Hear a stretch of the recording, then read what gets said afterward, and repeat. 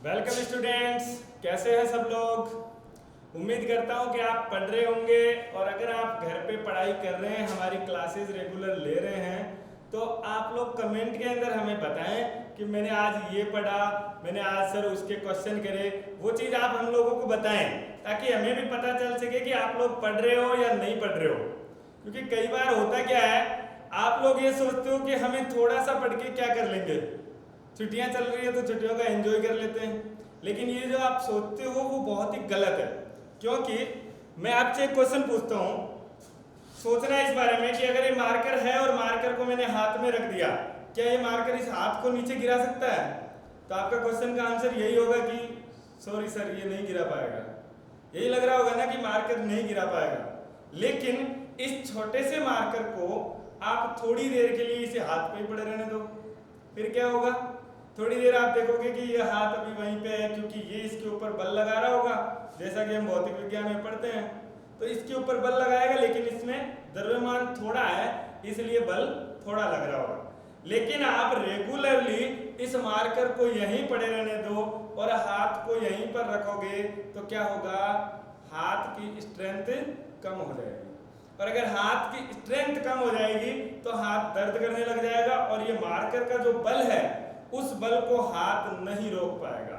और अगर मार्कर के बल को नहीं रोक पाएगा हाथ, तब क्या होगा? अपना हाथ धीरे धीरे नीचे जाने लगेगा। ऐसा ही सेम आपके अभी के केस में होता है कि अगर आप नहीं पढ़ाई कर रहे हो घर पे, तो क्या होगा? धीरे धीरे धीरे धीरे जो लोग पढ़ रहे हैं वो आपसे आगे चलते जाएंगे। इसलिए आप घर पे थोड़ा थोड़ा जितनी क्लास होती है उसको रेगुलर स्टडी करते रहें और हमारे साथ उसके बारे में डिस्कस करते रहें कमेंट बॉक्स में कि सर मैंने आज ये पढ़ा, मेरा ये दिक्कत थी, इसका मेरे सॉल्यूशन नहीं आया, इसका आपने क्या बताया था मुझे ये चीज़ समझ में नहीं आई। वो जब आप हमें बताओगे तब हमें भी लगेगा कि आप लोग पढ़ रहे हो और आप प्रॉपरली हमें फॉलो कर रहे हो। इसलिए आपसे रिक्वेस्ट यही है कि जितना भी पढ़ते हो उसको एक बार रिवाइज भी करें डेली और हमें बताएं कि क्या पढ़ा और क्या उसमें आपके दिक्कत रही। क्लियर है? चलिए अब शुरू करते हैं अपनी क्लास को। और हमारी जो लास्ट क्लास थी उसमें हमने पढ़ लिया था इलेक्ट्रिक करंट और इलेक्ट्रिक पोटेंशियल डिफरेंस। पोटेंशियल और पोटेंशियल डिफरेंस दोनों ज़्यादा डिफरेंस बातें नहीं होती है। उन दोनों में एक ही बात थी कि किसी भी चार्ज को, इसको चार्ज को एक जगह से दूसरी जगह ला रहे थे। अगर आप इनफाइनाइट से लेके आते हैं चार्ज को किसी पॉइंट तक, तो क्या होगा? उसमें जितना वर्क डन करना पड़ेगा वो वर्क डन होता है पोटेंशियल, और जितना वर्क डन किसी एक पॉइंट से किसी दूसरे पॉइंट तक ले जाने में करना पड़ेगा वो वर्क डन क्या होता है? Potential difference. और पोटेंशियल डिफरेंस याद रखना दो पॉइंट का होता है। किसका होता है? दो पॉइंट का। अगर एक पॉइंट ए है और एक पॉइंट बी है तो इन दोनों पॉइंट का जो डिफरेंस होगा वो होता है पोटेंशियल डिफरेंस। क्लियर है? उसके बाद हमने बात करी थी सर्किट डायग्राम की, इलेक्ट्रिकल सर्किट की, कि इलेक्ट्रिकल सर्किट क्या होता है। इलेक्ट्रिकल सर्किट के बारे में हमने कुछ कंपोनेंट्स पढ़े। जो कंपोनेंट्स हमने यहाँ पे बनाए थे कि जो हम इलेक्ट्रिकल सर्किट में यूज करते हैं, जैसा कि बैटरी हो गया जिसको हम सेल बोलते हैं, एक रेजिस्टेंस होता है, बल्ब भी हो सकता है जैसा आपके घरों में लगा होता है बल्ब। तो वो सारी चीजें एमीटर वोल्टमीटर हमने डिस्कस करी थी। अब आगे बात करते हैं हम इलेक्ट्रिकल सर्किट की, कि सर्किट होता क्या है। तो हेडिंग लगा लीजिए इलेक्ट्रिकल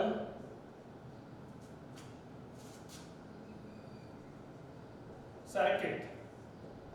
इलेक्ट्रिकल सर्किट बच्चों होता क्या है कि मान लो ये मार्कर है, इस मार्कर के आगे मैंने एक ढक्कन लगा रखा है, इस ढक्कन के आगे मैं कुछ और लगा दूंगा, तो इस तरीके का जो एक कंटिन्यूअस पाथ होता है, जिस पाथ से इलेक्ट्रिक करंट पास करती है, उसको हम क्या बोलते हैं? Electrical circuit. तो इसमें आप लिख सकते हैं the continuous path of electric current continuous path of electric current is known as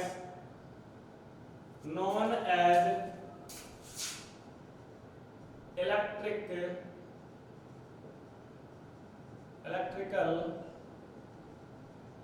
circuit, is known as electrical circuit. यानी इलेक्ट्रिकल सर्किट क्या है? कंटिन्यूअस पाथ जिसके अंदर वो चलती रहती है। कौन चलती रहती है? Electric current. इलेक्ट्रिक करंट कैसे चलती है? Due to charge. तो चलता कौन है? चार्ज। जिसके अंदर चार्ज चल रहा होगा वहां इलेक्ट्रिक करंट होगी और उसी के पाथ को हम क्या बोलते हैं? इलेक्ट्रिकल सर्किट बोलते हैं। अगर हम बात करें इलेक्ट्रिकल सर्किट डायग्राम की,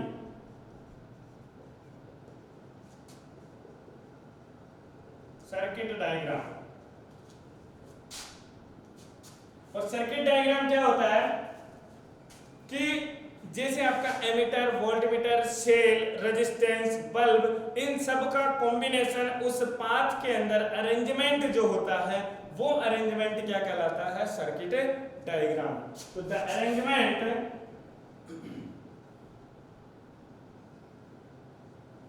arrangement of electrical component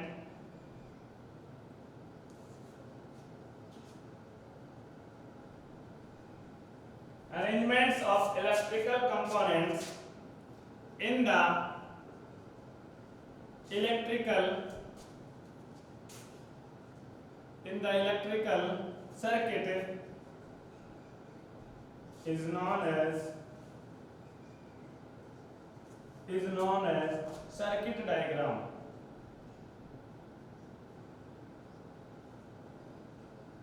circuit diagram clear है?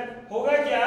जैसे consider this is the battery, this is ammeter, next voltmeter connected always in series. तो ये हो गया मेरा वोल्टमीटर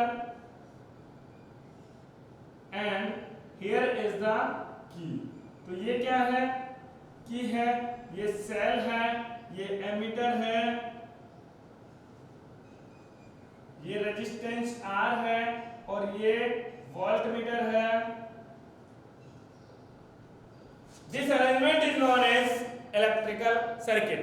अब जरूरी नहीं है कि ये अरेंजमेंट इसी तरीके का हो, अरेंजमेंट किसी तरीके का हो सकता है। सर्किट डायग्राम हमेशा सर्किट डायग्राम ही कहलाएगा। वो गलत भी हो सकता है, वो सही भी हो सकता है।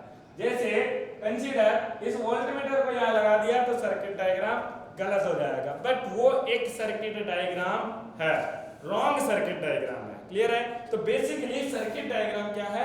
Arrangement of electrical component. और हमें एक प्रॉपर सर्किट डायग्राम चाहिए, इसलिए सारे कंपोनेंट एकदम एक्यूरेटली कनेक्टेड होने चाहिए। क्लियर है? चलिए इसको राइट डाउन कीजिए, नोट प्रिपेयर जरूर कीजिए। नोट बनाते रहोगे तो आपको रिवीजन में फायदा मिलेगा।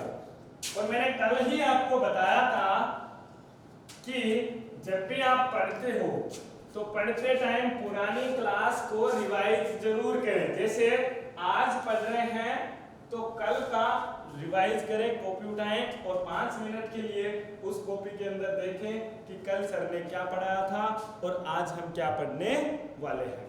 इससे फायदा ये होता है कि जो पुराना है वो रिकवर होता जाता है, भूलते नहीं हो। वरना होगा क्या? आज पढ़ा रहे हैं, परसों का भूल जाओगे, होता है ऐसा। इसलिए ऐसा ना हो, आप पढ़ते रहें डेली रेगुलर बेसिस पे। चलिए नेक्स्ट आता है अपना ओम लॉ, ओम्स लॉ।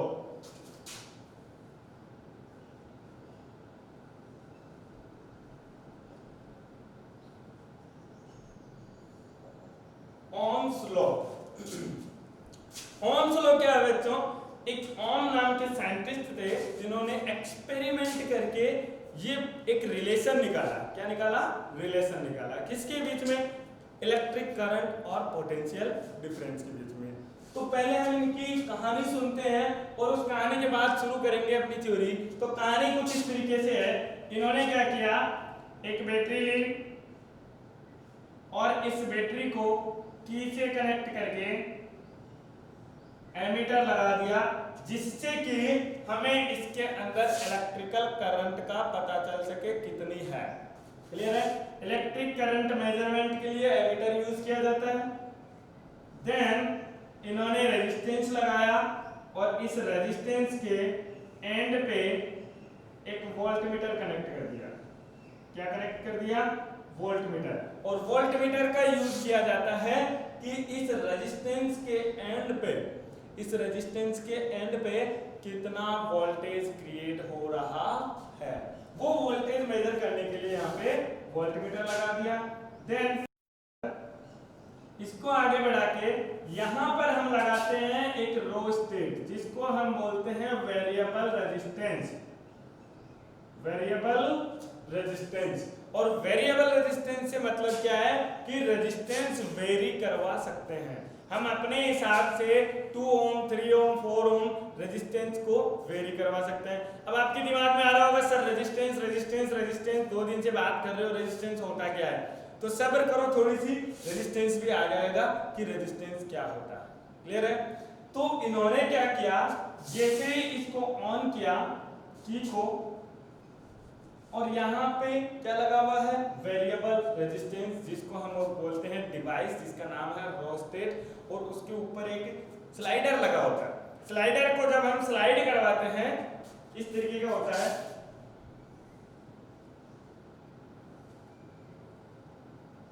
जैसे ही हम स्लाइडर को स्लाइड करवाएंगे इसके ऊपर,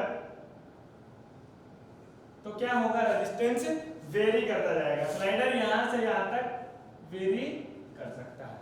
आपको कल दिखा दिया जाएगा कि स्लाइडर क्या होता है, एमीटर किस तरीके का होता है, वोल्टमीटर किस तरीके का होता है। तो स्लाइडर को जब मैं यहां से यहां पे स्लाइड करवाऊंगा तो वो क्या करने लग जाएगा?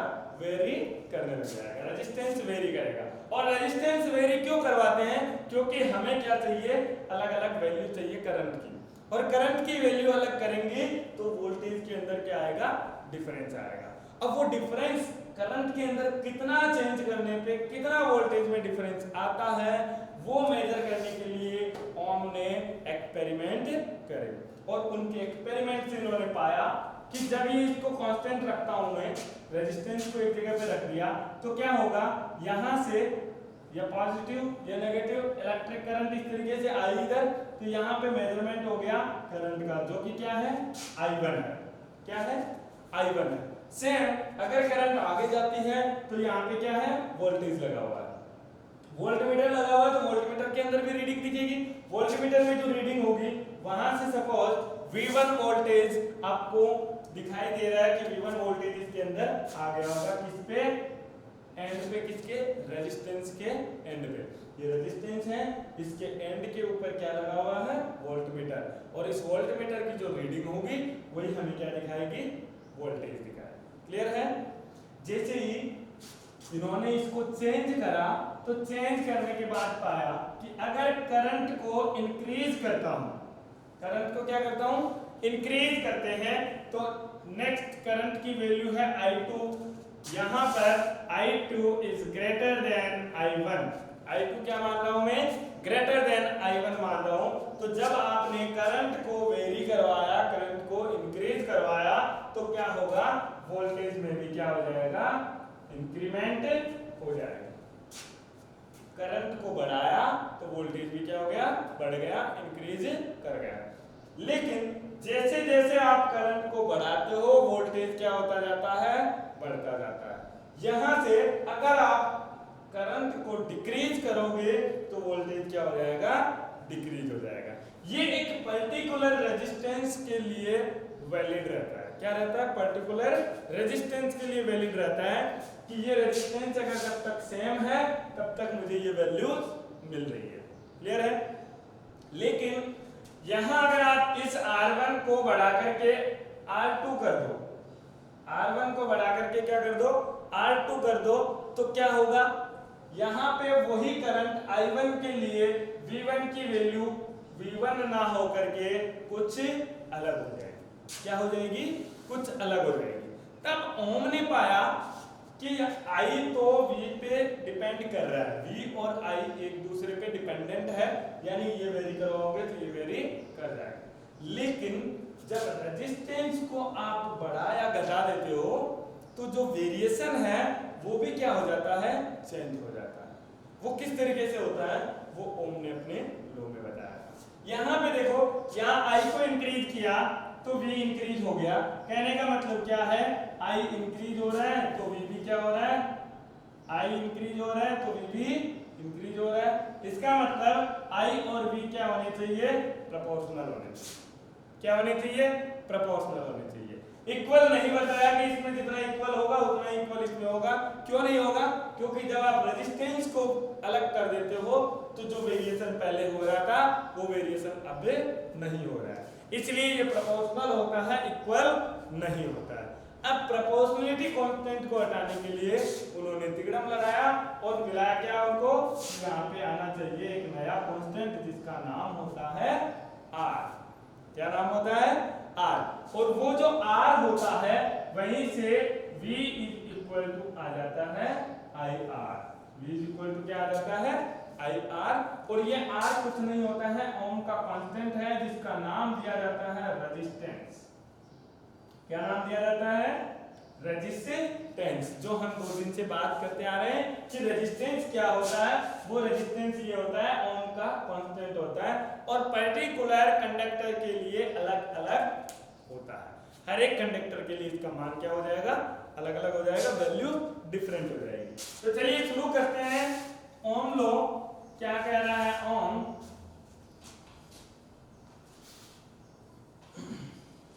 चलिए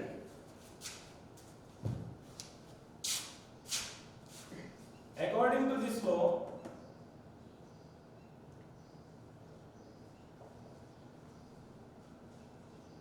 according to this law, for a conductor the value of current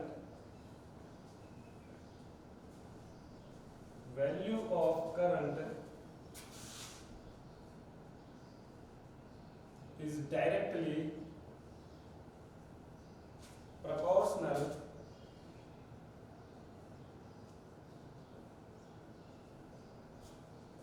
to the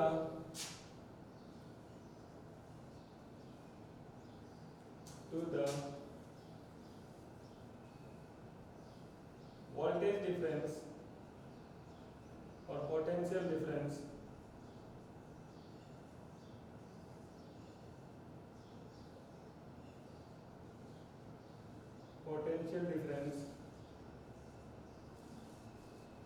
between two ends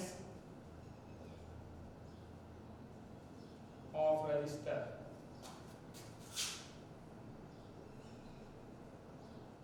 of resistance। यानी ओम के अकॉर्डिंग क्या है कि जो करंट होती है, करंट फ्लो हो रही है, वो करंट फ्लो किसकी डायरेक्टली प्रोपोर्शनल होगी, पोटेंशियल डिफरेंस के। और पोटेंशियल डिफरेंस कहाँ होता है, बिटवीन 2 पॉइंट्स। अब वो 2 पॉइंट्स आप सर्किट के अंदर कहीं भी निकालोगे तो सेम आएगा क्योंकि रेजिस्टेंस आपने लगा रखा है। क्लियर है। चलिए तो मैं मैथमेटिकली क्या लिख सकता हूं, मैं इसको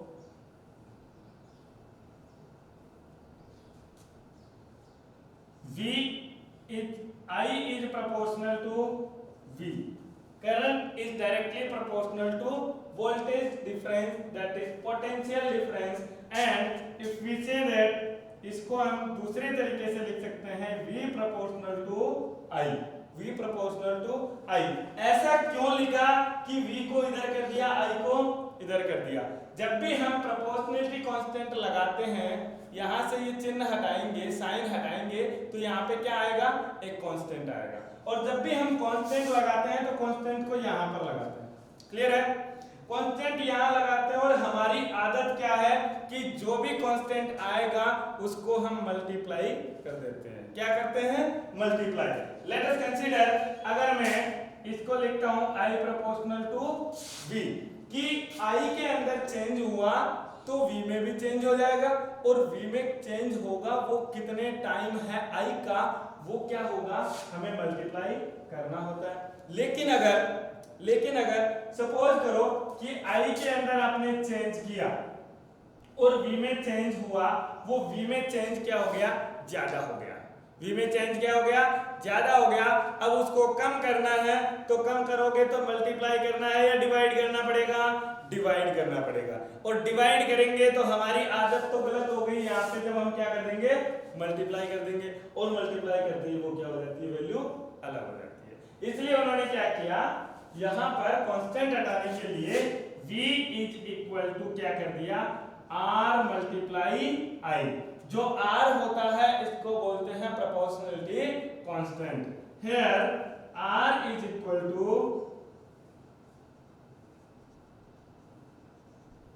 proportionality constant, and this also known as the resistance of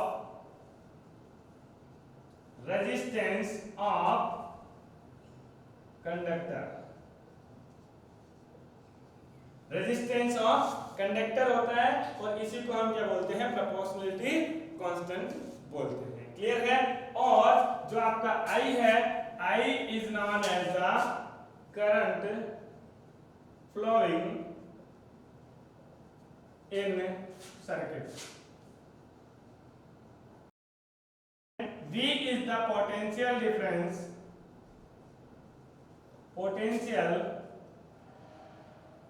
difference of conductor. Clear है। V हो गया, I हो गया, और R जो होता है उसको हम लिखते हैं प्रोपोर्शनलिटी कांस्टेंट। तो इसको आप राइट डाउन कीजिए एक बार।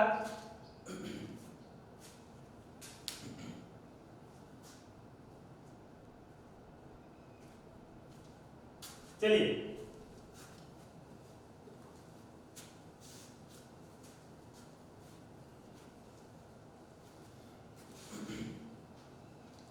अब जो R था वो R क्या होता है, रेजिस्टेंस होता है। V प्रोपोर्शनल टू IR हम लिख सकते हैं, V is equal to IR। यहां पर जो R था वो क्या होता है, रेजिस्टेंस। और अगर आपको रेजिस्टेंस की वैल्यू निकालनी है तो वैल्यू ऑफ रेजिस्टेंस क्या आ जाएगी, V upon I। Value of resistance is V upon I। Clear है। R is equal to V upon I। और मैं बात करता हूं यूनिट की, then unit is known as, V की यूनिट क्या होती है, वोल्ट, एंड I की यूनिट होती है ampere. Ampere, volt upon ampere जो होता है उसको बोलते हैं ओम। क्या बोलते हैं, ओम। और इस ओम को उल्टी कटोरी के रूप में रिप्रेजेंट करते हैं। जैसा कि आप, कटोरी इस तरीके की होती है, इसको क्या कर दो, उल्टा कर दो। उल्टा कर दोगे तो क्या आ जाएगा, ये। इस सिंबल को बोलते हैं इसका मात्रा या फिर इसकी यूनिट। क्लियर है। तो यूनिट ऑफ रेजिस्टेंस क्या हो जाएगी, ओम हो जाएगी। राइट डाउन कीजिए इसको।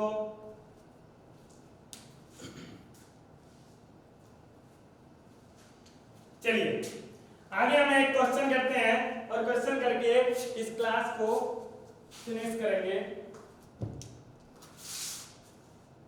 Question is find the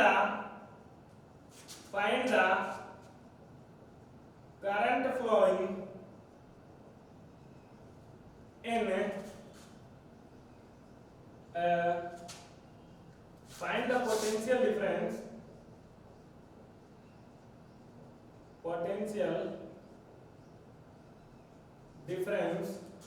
of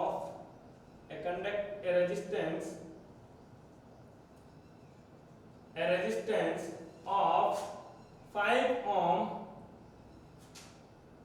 if the current flowing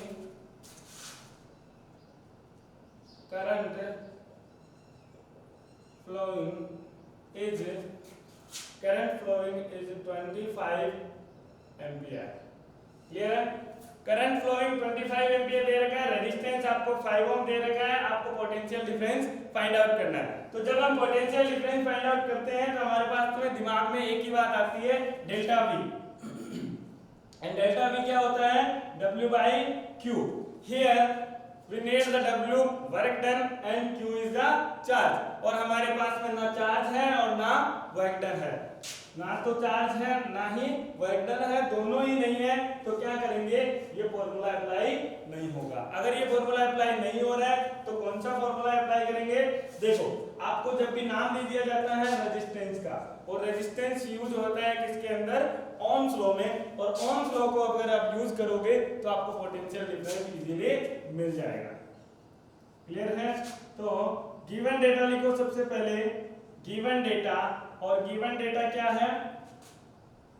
given that resistance R is equal to 5 ohm, I is equal to 25 ampere, and also given, also we have find out voltage difference, that is V, and we know that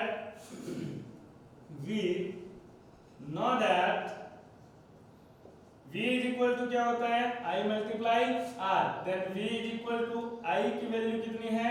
25 ampere, and the value of R is 5 ohm. 25 को 5 से multiply करोगे then V is equal to 125 volt.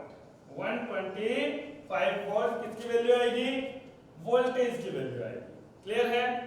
अगर आपको कोई भी दिक्कत रहती है तो आप कमेंट बॉक्स के अंदर कमेंट कर सकते हैं, जो भी आपकी क्वेरी होती है या फिर क्लास से रिलेटेड, आपको कोई टॉपिक से रिलेटेड हो, वो सारी आप उसमें लिख सकते हैं। और जैसा मैंने बताया है, आप कमेंट बॉक्स में जरूर मुझे बताएंगे कि सर मैंने आज ये पढ़ा है। मैं सबके कमेंट पढ़ूंगा। आज मुझे उस पे कमेंट चाहिए कि सर हमने यहाँ तक पढ़ लिया है, आप आगे पढ़ाते रहो। इसी तरीके से आपके जो भी डाउट होते हैं वो भी आप कमेंट बॉक्स में जरूर लिखें। Thank you very much.